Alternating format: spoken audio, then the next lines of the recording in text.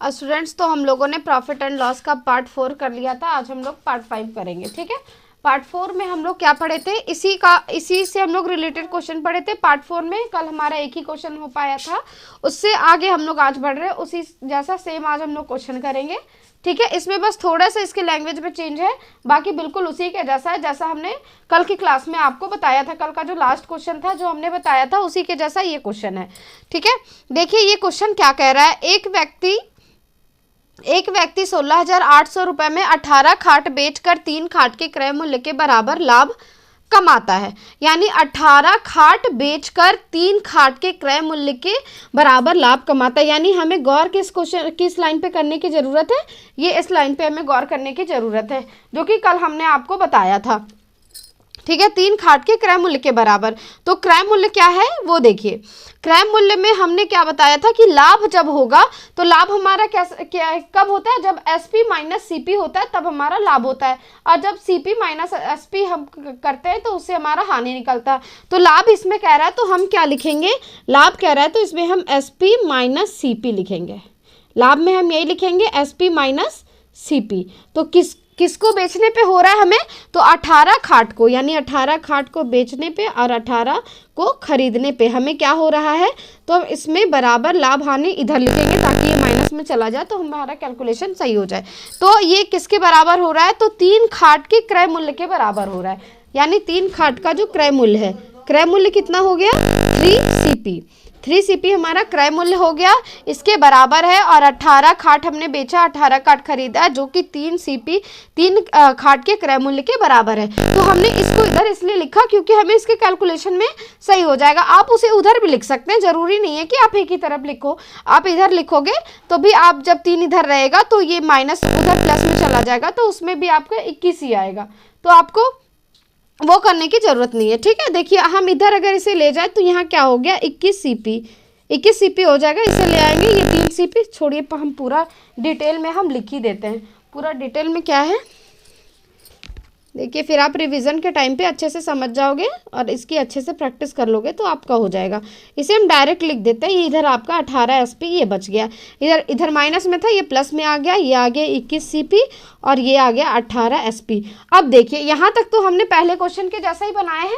इसमें यहाँ पे हमें थोड़ा सा चेंजिंग क्या करना है कि एक व्यक्ति इतना रुपए में, यानी इसमें आपको रुपए भी दे दिया, तो रुपए में 18 खाट बेचकर, यानी 18 खाट बेचकर यानी 18 खाट का एसपी, इतना रुपए में वो 18 खाट को बेचता है। तो 21 का सीपी वो किसके बराबर है, 21 के सीपी के बराबर, यानी 18 खाट का जो एसपी है वो 21 के सीपी के बराबर है। तो इसके जगह पे 18 एसपी के जगह पे हम लोग लिख सकते हैं 16,800 रुपये, ये हम लोग लिख सकते हैं ना, क्योंकि ये इसके 18 खाट बेच कर ही, यानी 18 खाट एसपी बेच कर ये यहाँ पे हमारा है, तो इसके जगह पे हम ये लिख सकते हैं।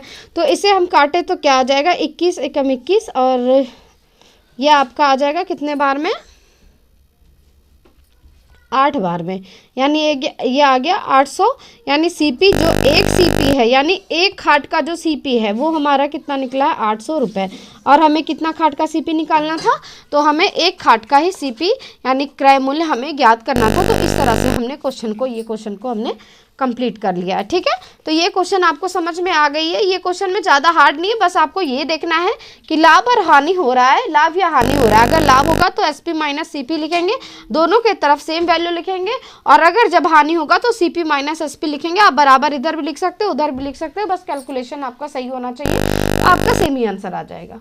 ठीक है, तो इस क्वेश्चन को आप अच्छे से करिएगा। अब हम इस पे एक और क्वेश्चन करते हैं, फिर हम इस पैटर्न को ख़त्म करेंगे। ठीक है, फिर हम नए पैटर्न पे आएंगे। देखिए इस पे एक क्वेश्चन हम लोग और बनाते हैं। 25 किताबें को 2000 में खरीदता है। चलिए यहाँ से हम बनाते हैं। एक व्यक्ति 2000 रुपये में 25 किताबें यहाँ पे खरीदता है। क्या है, 25 किताबें खरीदता है। चलिए क्वेश्चन को पूरा चेंज ही कर देते हैं यहाँ से। 25 किताबें खरीदता है और उन्हें बेचने पर पांच किताबों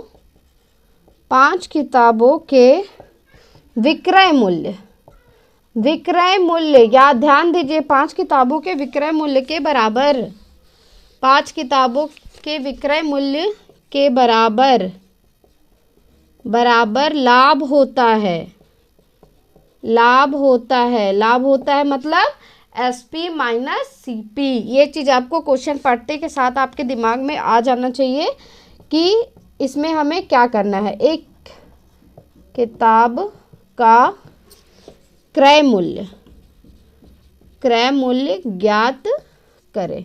अब हमें लाभ हो रहा है तो हमें पता है कि हमें क्या करना है, SP माइनस CP हमें लिखना है अगर लाभ हो रहा है तो यहाँ पे उसके बाद आगे फिर हम लोग क्वेश्चन पढ़ेंगे वैसे करेंगे। सबसे पहले SP माइनस CP ये आपका हो गया। तो SP माइनस CP यहाँ पे हम लोग क्या लिखेंगे, कितना पुस्तक को बेचने और खरीदने पर, तो 25 पुस्तक को बेचने और खरीदने पर उसे जो होता है वो कितने पुस्तक के बराबर, अच्छा ये विक्रय मूल्य के बराबर उसे क्या हो रहा है, प्रॉफिट हो रहा है। तो विक्रय मूल्य के बराबर कैसे होगा वो देखिए, ये हो जाएगा आपका इधर ये इधर आ गया आपका बराबर पाँच किताब के विक्रय मूल्य के बराबर ना, तो 5 किताब का विक्रय मूल्य यानी SP ये आ गया।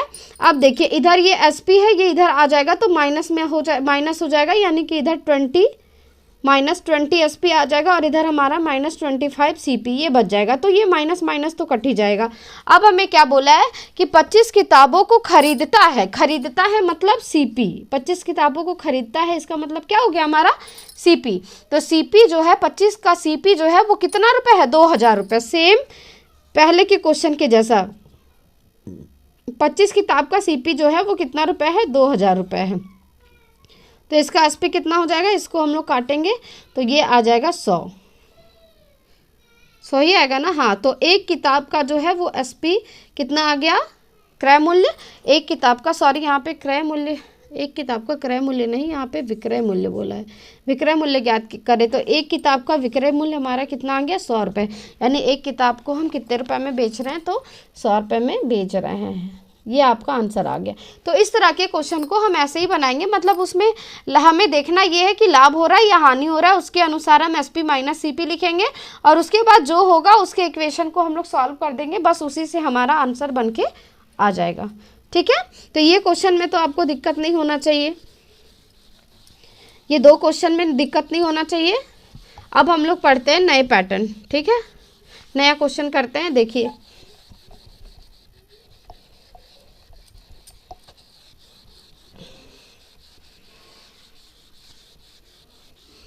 क्या है नया क्वेश्चन, वो हमें नई चीज़ों को हम इसमें सीखेंगे अच्छे से, एकदम ध्यान से। ठीक है, किसी वस्तु को 270 रुपये में बेचने पर होने वाली हानि उस वस्तु को 302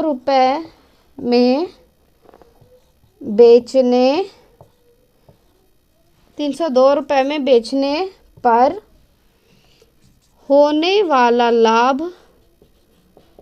होने वाला लाभ के बराबर है। उस वस्तु का क्रय मूल्य ज्ञात करें। ये बहुत अच्छा क्वेश्चन है, क्रय मूल्य ज्ञात करें। देखिए ये जो है ना, ये क्वेश्चन बहुत अच्छा क्वेश्चन है, ये क्वेश्चन आपको बहुत अच्छे से समझाएंगे हम, जो कि बहुत कम समय में आप इस क्वेश्चन को सॉल्व कर लोगे। ठीक है, क्वेश्चन क्या बोला है वो पहले आप ध्यान से देखो। किसी वस्तु को 270 रुपये में बेचने पर होने वाली हानि उस वस्तु को 302 रुपये में बेचने पर होने वाले लाभ के बराबर है। यानी जितना उसका लाभ है उतना ही उसका हानि है। अगर उसे 5% का हानि हो रहा है तो उसे 5% का लाभ भी हो रहा है। उस वस्तु का क्रय मूल्य ज्ञात करना है। यानी लाभ और हानि हमारा बराबर है तो उसमें हम रेशियो ले लेंगे। जैसे 1 का लाभ हो रहा है तो 1 का हानि भी हो रहा है, हम ये हानि को 1 और 1 ही मान के चलेंगे। ठीक है, 1 और 1 मान के चलेंगे इस लाभ और हानि को। जैसे देखिए इधर जो है वो आपका है, मान लेते हैं 270 रुपये में वो उस वस्तु को बेच रहा है, और जब वो 302 रुपये में उस वस्तु को बेच रहा है और पहले 270 में बेचता था, अब वो उसे 302 में बेच रहा है, तो इसके जो बीच में होगा, इसका जो सीपी होगा वो इन दोनों के बीच में होगा। यानी इसका जो क्रय मूल्य होगा वो लाभ और हानि के बीच में ही तो होगा ना। उसका ये आ गया, मान लीजिए बीच में कहीं आपका सीपी होगा। कहा है कि जो सीपी है उससे, या जब हमारा हानि या लाभ होता है तो वो किस पे होता है, सीपी पे ही होता है। तो सीपी पे जो लाभ हुआ, हानि हुआ है, और सीपी पे जो लाभ हुआ है वो दोनों आपस में बराबर है, यानी इक्वल है। यानी अगर इसे 1 का लाभ हानि हो रहा है तो 1 का लाभ भी हो रहा है। हमने यहाँ पे ये कर दिया है। ठीक है, यहाँ तक आपको कोई दिक्कत है कि 1 का, क्योंकि हमें बोला था कि दोनों बराबर है। अगर दोनों बराबर नहीं बोलता तो हम लोग फिर इसको अलग तरीके से क्या ऐसे ही करेंगे, लेकिन बस यहाँ पे नंबर अलग होगा। जैसे मान लीजिए बोलता कि 2/3 गुना है इसका लाभ, सॉरी हानि, तो 2/3 हानि है तो हानि 2 हो जाता और लाभ 3 हो जाता। तो यहाँ पे रेशियो जैसे बोलेगा वैसे ही हम लिखेंगे, क्योंकि यहाँ पे बराबर बोला है तो इसीलिए हमने बराबर लिखा है। आप यहाँ पे जरूरी नहीं है कि 1 ही लिखो, आप 2 भी लिख सकते हो, 4 भी लिखो, 5 भी लिखो, लेकिन हमने कैलकुलेशन को, मल्टीप्लाई को हम लोग आसान करने के लिए हम लोगों ने 1 ही माना है। बस बराबर तो है ना, चाहे 1 माने, चाहे 2 माने, चाहे 3 माने, चाहे 4 माने, कुछ भी माने, बस बराबर होना चाहिए। तो हमने देखिए क्वेश्चन को कैसे सॉल्व किया है कि जितना हानि हुआ है और जितना लाभ हुआ है उन दोनों के बीच का अंतर जो है वो बराबर है। किसके बराबर है? दोनों का अंतर सीपी जो होता है वो उसी पे लाभ और हानि होता है, तो सीपी से जो हानि हुआ है वो भी बराबर है और सीपी पे जो लाभ हुआ है वो भी बराबर है। यहाँ तक तो आपको क्वेश्चन में समझ आ गई होगी। तो जो हमें हो रहा है वो कह रहा है कि उस वस्तु को बेचने पर, क्वेश्चन क्या है देखिए, क्रय मूल्य इसका हमें निकालना है। तो 2 की वैल्यू जो है, ये पूरा क्वेश्चन कहीं छूट रहा है क्वेश्चन। किसी वस्तु को इतना रुपए में बेचने पर होने वाला हानि उस वस्तु के इतना रुपए पर बेचने वाले लाभ के बराबर है, लाभ के बराबर है। तो उसका यहाँ पे थोड़ा सा क्वेश्चन क्या छूट रहा है, थोड़ा सा क्वेश्चन एक छूट रहा है यहाँ पे कि कितना रुपए है वो, यहाँ पे हमें क्वेश्चन तो कुछ गलत तो नहीं है, किसी वस्तु को इतना में बेचने पर इतना में नहीं, देखिए क्वेश्चन कोई गलत नहीं है। अब देखिए यहाँ पे क्या है, 1 और 1, ये कितना है, 2 है। यानी लाभ और हानि जो है वो कितना है, इसका लाभ जो हो रहा है वो 1 का और हानि भी हो रहा है वो 1 का हो रहा है, तो दोनों को जोड़ दिए तो हमें यहाँ 2 लग रहा है। लेकिन अगर हम यहाँ नंबर पे देखें तो ये हमें कितना लग रहा है, लाभ और हानि तो हमें 2 है, लेकिन ये जो नंबर है वो कितने का अंतर है, यहाँ पे कितने का अंतर दिखा रहा है, 30 और 2 32, यानी ये हमें 32 के बराबर लग रहा है।